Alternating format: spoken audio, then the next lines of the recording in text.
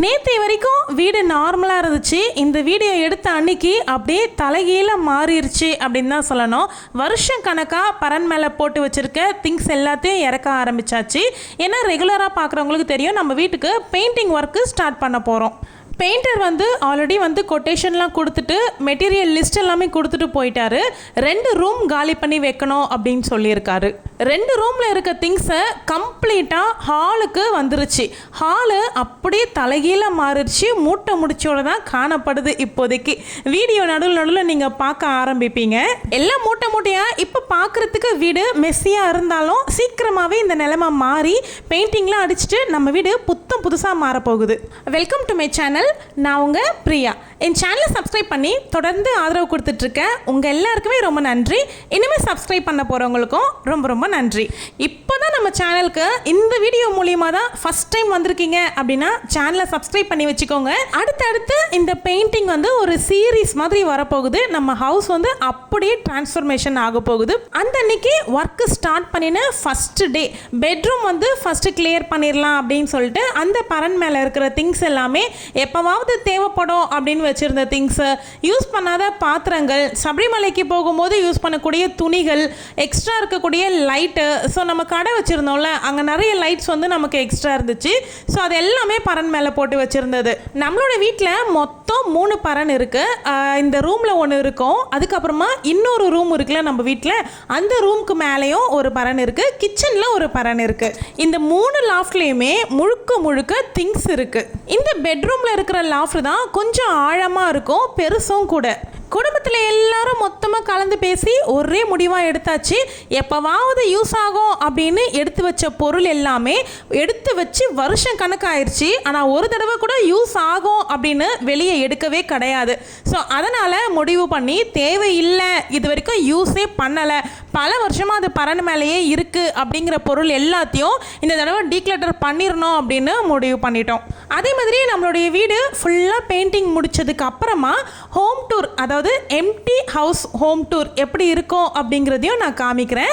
Already நம்ம சேனலில் before painting இப்போ எந்த நிலைமையில் வீடு இருக்குது அப்படின்னு ஒரு ஹோம் டூர் போட்டிருக்கேன். பார்க்காதவங்க சேனலை விசிட் பண்ணி செக் பண்ணி பாருங்கள். எதனால் நாங்கள் பெயிண்டிங் ஒர்க் ஸ்டார்ட் பண்ணுறோம், இந்த வீட்டுக்கு எத்தனை வருஷம் ஆகுது, ஸோ எவ்வளோ டேமேஜஸ் இருக்குது அப்படிங்கிற டீட்டெயில்ஸ் எல்லாமே நான் அந்த வீடியோவில் கிளியராக சொல்லியிருக்கேன். ஒரு வீட்டுக்கு புழங்குற திங்ஸ்னாவே அதிகமாக இருக்கும். ஆனால் நாங்கள் கடை திங்ஸுமே கொண்டு வீட்லேயே ஒரு ரூமில் அடைச்சி வச்சுருக்கோம். அப்படிங்கிறதுனால திங்ஸ் டபுளாக இருக்குது. ஒர்க்கு ஹெவியாக இருந்துச்சு. எம்டி ஹோம் டூர் எப்படி கொடுக்க போகிறேன் அப்படின்னா, ஒவ்வொரு ரூம்னுடைய பெயிண்டிங் ஒர்க்கும் கம்ப்ளீட்டாக ஃபினிஷ் ஆனதுக்கு அப்புறமா நான் வீடியோவாக எடுத்து வைப்பேன் அந்த ரூமை. ஸோ மொத்தமாக எல்லாத்தையும் அட்டாச் பண்ணி ஒரு ஹோம் டூராக உங்களுக்கு நான் கொடுக்குறேன். என்ன கலர் சூஸ் பண்ணியிருக்கோம், பெயிண்டிங்க்கு எவ்வளோ செலவாகுது, டோட்டலாக மெட்டீரியல் மட்டும் எவ்வளோ ஆகுது, கூலி எவ்வளோ ஆச்சுன்ற டீட்டெயில்ஸ் எல்லாமே அடுத்தடுத்த வீடியோவில் நான் கண்டிப்பாக ஷேர் பண்ணுறேன். பெயிண்டினுடைய மெட்டீரியல்ஸ் மட்டுமே உங்ககிட்ட காமிக்கிறதுக்கு நான் தனியாகவே ஒரு லாங் வீடியோ போடுறேன். புதுசாக வீடு கட்ட போகிறீங்க அப்படின்னாலும், இல்லைனா இந்த மாதிரி ஆல்ரெடி இருக்க வீட்டுக்கு ரீபெயிண்ட் பண்ண போகிறீங்க அப்படின்னாலும் அந்த வீடியோ உங்களுக்கு ரொம்பவே யூஸ்ஃபுல்லாக இருக்கும். நாங்கள் என்னெல்லாம் யோசித்து எப்படியெல்லாம் கலர் சூஸ் பண்ணுறோம், அது எந்த பிராண்டில் வாங்கணும் அப்படின்னு நான் நிறைய சர்ச் பண்ணியிருப்பேன்ல, அந்த மாதிரி என்னுடைய அனுபவத்தை அந்த பெயிண்டிங் வீடியோவில் நான் உங்களுக்கு சொல்கிறேன். இப்போ தான் வீடு கொஞ்சம் கொஞ்சமாக குப்பையாக ஸ்டார்ட் ஆகியிருக்கு. மொத்த பொருளும் கீழே இறக்கியாச்சு. இந்த மாதிரி என்னென்ன ஒர்க்லாம் பண்ணுறேன் அப்படின்னு அப்டேட் உங்களுக்கு கொடுத்துக்கிட்டே இருக்கேன். லாங் வீடியோவாக போடுறேன், ஷார்ட்ஸ்லேயும் முடிஞ்ச அளவுக்கு ஷேர் பண்ணுறேன்.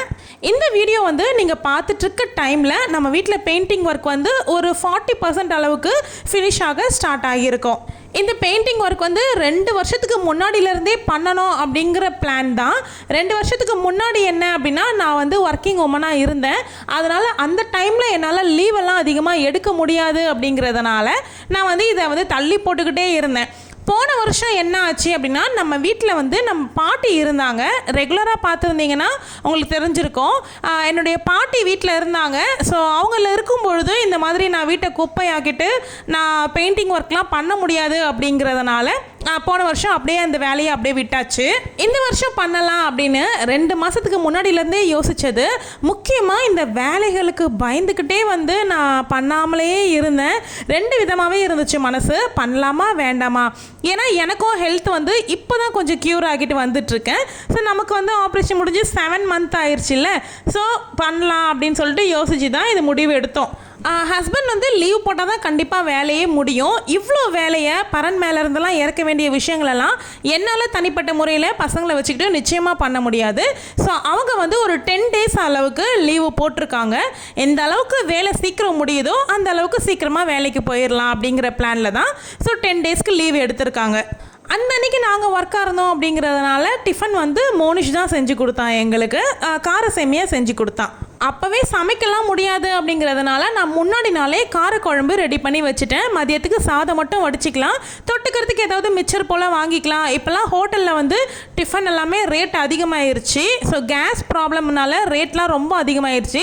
ஸோ ஏதோ ஒன்று சிம்பிளாக நம்ம வீட்டே செஞ்சு சாப்பிட்டுக்கலாம் அப்படின்னு சொல்லிட்டு முன்னாடி நாளே காரக்குழம்பு ரெடி பண்ணி வச்சுருந்தேன். பிரேக்ஃபாஸ்ட்டுக்கு மோனிஷ் வந்து கார சேமியா ரெடி பண்ணி கொடுத்துட்டா வேலை முடிஞ்சிருச்சு. வீடியோ பார்க்கும்போதே உங்களுக்கு தெரிஞ்சிருக்கும் இந்த வீடியோ என்னைக்கு எடுத்தது அப்படின்னு.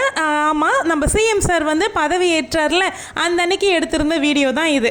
அந்த அன்னைக்கு ரொம்ப நாள் கழிச்சு நிறைய வேலை செஞ்சேன் அப்படிங்கிறதுனால நைட்டுக்கு ஸ்டாமினா கொஞ்சம் கூட கிடையாது. அதனால் நைட்டுக்கு கண்டிப்பாக ஹோட்டலில் வாங்கி சாப்பிட்டாச்சு. இந்த ரூமில் நான் பேக்கிங் பண்ண வீடியோ மட்டும்தான் இதில் அட்டாச் பண்ணியிருக்கேன். கடை பொருட்கள் எல்லாம் பேக்கிங் பண்ணதை நான் அட்டாச் பண்ணல. அந்த ரூமை மட்டும் காலியானதுக்கு அப்புறமா பெயிண்டிங்லாம் முடிச்சதுக்கப்புறம் உங்களுக்கு நான் வந்து காமிக்கிறேன்.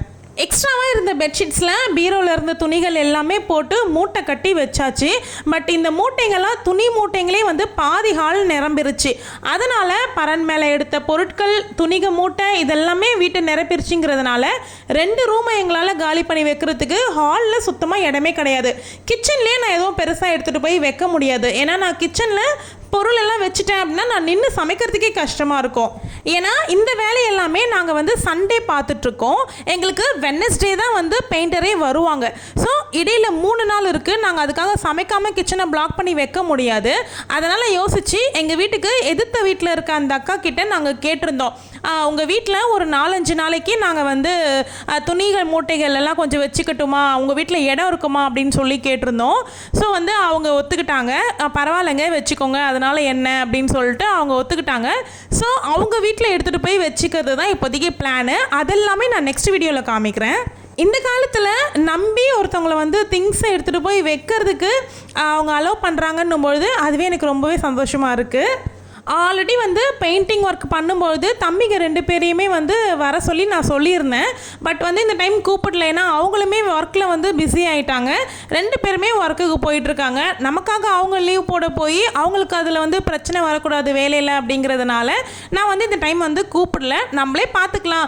பசங்களும் ஓரளவுக்கு வளர்ந்துட்டாங்க, அவங்களும் நல்லா ஹெல்ப் பண்ணுறாங்க. அதனால் நம்மளே சமாளிச்சிக்கலாம் அப்படிங்கிறதுனால நான் அந்த தம்பிங்களை கூப்பிடல.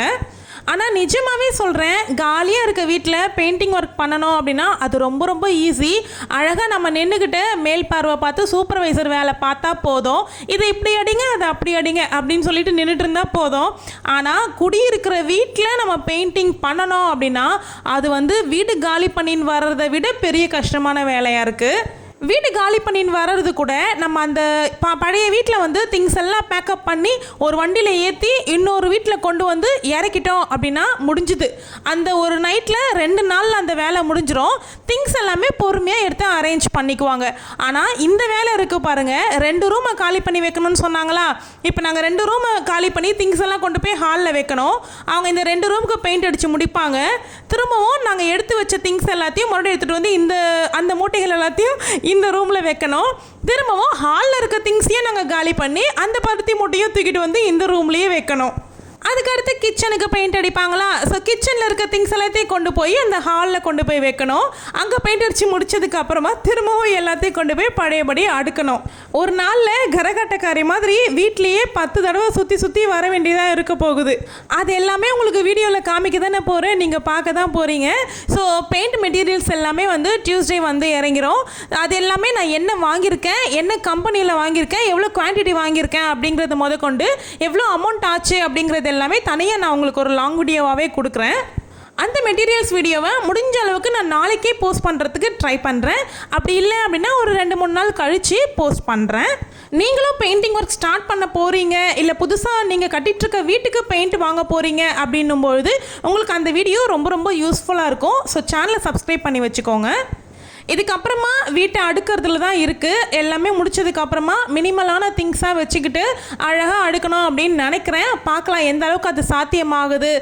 ரொம்ப டயர்டில் இப்போதைக்கு எடுத்து வச்சிடலாம் அப்படின்னு பண்ண போகிறேன்னா, இல்லை ரொம்ப இப்போவே அலங்கரித்து அடுக்க போகிறேன்னா, இதெல்லாம் அடுத்தடுத்த வீடியோவில் காமிக்கிறேன். இப்போதைக்கு இந்த வீடியோலேயே இந்த ரூமை வந்து கம்ப்ளீட்டாக காலி பண்ணி காமிச்சிருக்க மாட்டேன். ஒர்க் அண்டர் ப்ராசஸில் தான் போயிட்டுருக்கு. டியூஸ்டே நைட்டு இந்த ரூமில் வந்து தூங்கியெல்லாம் எந்திரிச்சதுக்கு அப்புறமா பெட் எல்லாமே சுருட்டி கொண்டு போய் வெளியில் வச்சுருவோம். நடுவில் ஷார்ட்ஸ்லேயும் அப்லோட் பண்ணுறேன் எந்த ஸ்டேஜில் இப்போ பெயிண்டிங் ப்ராசஸ் போயிட்டுருக்கு அப்படிங்கிறத. உங்களுக்கு ஏதாவது ஆர்கனைசிங் ஐடியா இருக்குது அப்படின்னாலும் சொல்லுங்கள், கமெண்ட் பண்ணி வைங்க. நான் கண்டிப்பாக ஃப்ரீ டைமில் உங்களுக்கு ரிப்ளை பண்ணுறேன். இந்த வீடியோ உங்களுக்கு பிடிச்சிருந்தா இந்த வீடியோவை லைக் பண்ணி ஹைப் ஆப்ஷன் கொடுத்துக்கோங்க. உங்களுக்கு தெரிஞ்சவங்க யாராவது பெயிண்டிங் ப்ராசஸ் ஸ்டார்ட் பண்ணுற ஸ்டேஜில் இருக்காங்க அப்படின்னும்பொழுது அவங்களுக்கு இந்த வீடியோவை ஷேர் பண்ணி விடுங்க. இப்போதைக்கு நம்ம வீடு இந்த மாதிரி தான் தலைகீழ இருக்குது. பார்க்கும்போதே எனக்கு கிருகிருன்னு தலை சுற்றுது. இதெல்லாம் எப்போ மாறப்போகுது அப்படின்னு. ஃபைனலாக எவ்வளவோ பண்ணிட்டோம், இதை பண்ண மாட்டோமா அப்படிங்கிற மைண்ட் செட்டில் தான் ஓடிட்டுருக்கு. தேங்க்யூ.